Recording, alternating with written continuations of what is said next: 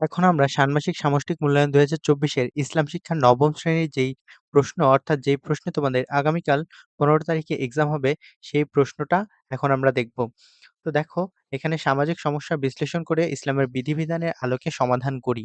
তাহলে তোমাদের যে নির্দেশনা দেওয়া আছে, এই নির্দেশনাটা এখন আমি দেখব এবং কিছুক্ষণের মধ্যেই এটার পূর্ণাঙ্গ সমাধান এবং সঠিক নির্ভুল সমাধান আমার চ্যানেলে আপলোড করা হবে।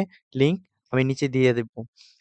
তো আমরা দৈনন্দিন জীবনে আমাদের চারপাশে প্রতিনিয়ত বিভিন্ন সমস্যা বা চ্যালেঞ্জগুলো দেখতে পাই। ইসলামের নির্দেশনা, বিধিবিধান যথাযথভাবে চর্চা করলে এ ধরনের সমস্যার সমাধান করা সম্ভব। তুমি যে এলাকায় অঞ্চলে বসবাস করো, সে এলাকার বিভিন্ন সামাজিক সমস্যার সমাধানে ইসলামের বিধিবিধানগুলো বিশ্লেষণ করবে। তাহলে এটা কিন্তু তোমাদের নির্দেশনা, এই নির্দেশনা মোতাবেক তোমাদের কাজ করতে হবে। তো তোমাদের কাজ ১ হলো সমস্যা বা চ্যালেঞ্জ অনুসন্ধান। ১ম এ তোমাদেরকে সমস্যা বা চ্যালেঞ্জ অনুসন্ধান করতে হবে।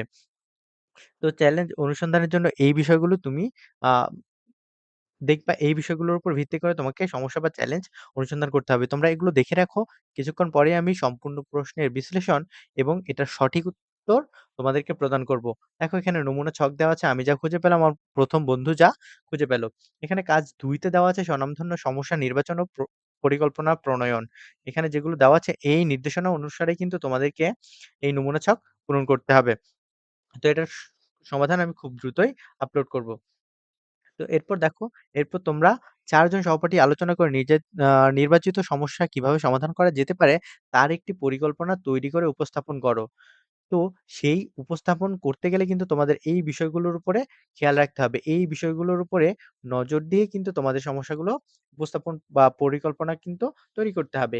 তো এইটার উত্তর খুব দ্রুতই আমি আ আপলোড করব। তোমরা আমার ডেসক্রিপশন বক্সে গেলেই এটার উত্তর পাবে।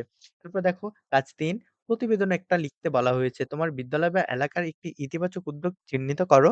ইসলামের নির্দেশনা, বিধিবিধান ও রীতিনীতি ইত্যাদির আলোকে ইতিবাচক উদ্যোগটির স্বরূপ, উদ্যোগ গ্রহণের কারণ ও ফলাফল বিশ্লেষণ করে একটি প্রতিবেদন লিখো। তারপর দেখো, কাজ ৪, ইসলামের বিধিবিধান দৈনন্দিন জীবনে অনুশীলন করি। তো এই কাজ ৪ কিন্তু তোমাদেরকে এখানে করতে বলা হইছে। তো এটা তোমরা দেখো। তো এই প্রশ্নটা খুব দ্রুতই আমি সমাধান করে উত্তরটা ডেসক্রিপশন বক্সে লিংক দিয়ে দিব। তোমরা দেখে নিবা। সবার পরীক্ষা ভালো হোক।